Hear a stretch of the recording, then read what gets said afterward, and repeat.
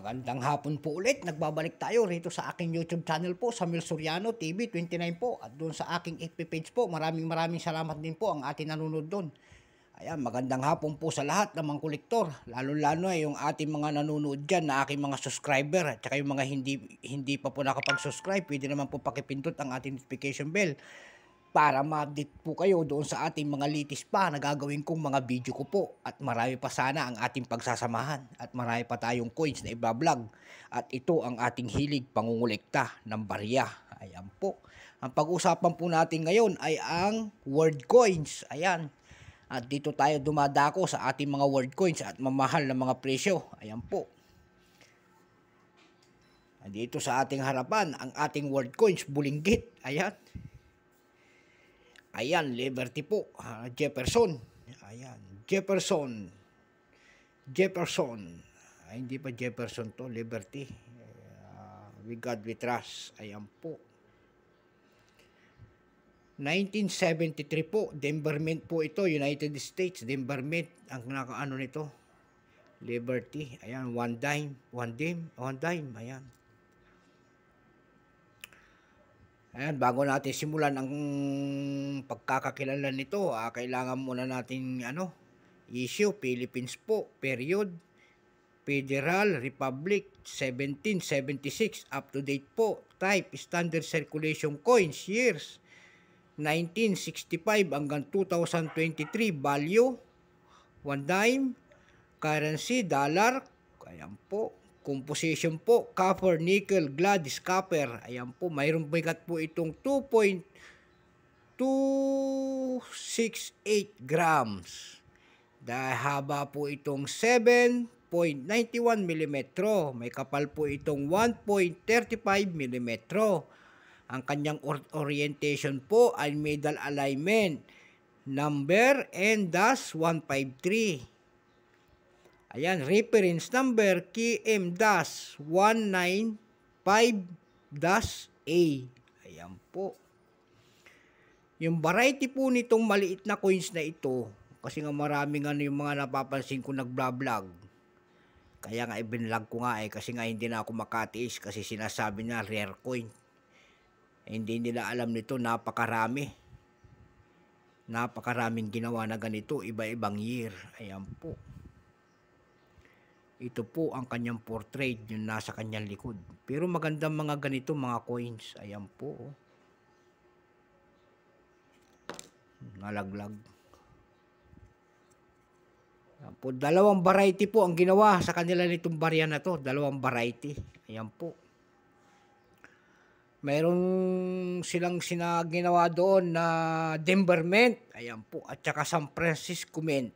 Dalawa lang po, yung 1973. Pero yung iba po ay nag-aapat na variety nito. May apat na variety, may 6. Minsan nga may 8. Ganito katindi ang mga coins ito para sabihin nila na mahal. Ayan po. Doon sa aking pagre-research nito, marami na tayong nakita na variety nito. Yung iba nga, buti nga ito, 1973, dalawang variety lang. Yung iba, 8. 4, 3, ganyan. 1973 po, Denver Mint po, itong hawak natin. Ayan, Denver Mint po ang hawak natin. Ayan. Ito ay 11% po. Ayan, 11% lamang ang Denver Mint. Ayan. 455 million po ang ginawa ang piraso nito. 455,132,426 po na piraso. Ayan. Ganun siya karami. Pero mayroon na siyang price doon sa ating numista.com po. Mayroon na mga gradong selling price. Yung extra fine niya ay 7.80 pesos. Yung almost uncirculated po nito ay 23 pesos lamang. At saka uncirculated po ay 23 rin. Parehas lang din. Doon sa 1973 Pro po, San Francisco Mint, 1.9%. Ayan. Ang ginawa po naman noon ng ilang piraso ay 2,760,339 piraso. Ayan. Yung kanya namang appraisal price noon, yung uncirculated po noon, Doon lang sila nagbase sa uncirculated ng proof na yun is 78 pesos. Ayan. Kaya dyan na natin makikilala talaga kung gaano karami. Kaya dumako tayo doon sa ating numista.com para makita ulit ang price nito at silipin natin kung may makikita tayo. Sa mabuting naman po, mayroon tayong nakita doon. Ito po ay nagkakahalaga ng $3.79. Mayroon din nagbebenta po doon ng $7.70. Ayan po. Kaya dumako kagad ako doon sa ating ebay.com para makita ulit ng another price nito. Nakita naman tayo doon ng 385.91 pesos. Mayroon din nagbebenta doon ng $5.71, $2.75, mayroon $3.95. Ayan po. Sa carousel.com po naman, PH po, dumako tayo sa pangatlong site na ating pinuntahan.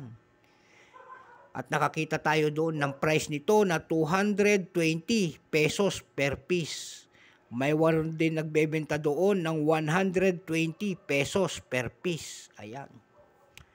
Malaya tayong magbigay ng mga presyo ng ating mga coins kung sakali makapasok kayo doon sa ating mga online platform po tulad ng mga Lazada, ayan, Shopee, Carousel PH, eBay, Numista, ayan, pero magsasign in po kayo doon. Ayan, pag-aralan nyo mo, pag tayo nakapasok doon, yun, pwede na tayo magbenta at magpaskil ng ating mga coins. Ganun po yun. Samantalang dito sa mga ganitong kalakaran dito sa Pilipinas, tatapatin ko na kayo, wala pang nabiling gaano ng mga ganitong mga kolektor dito sa ating bansa. Ayan po. Ayan, so hanggang dito na lamang po ang ating vlogs sa hapong ito. Keep safe po sa lahat, Luzon, Visayas, Mindanao, kung saan kayong panig ng mundo po. Ayan po. Maraming salamat ulit doon sa ating mga nakapag-subscribe dyan sa akin, dito sa aking YouTube channel, at saka doon sa ating FB page po. Maraming salamat po. Hanggang dito na lamang po.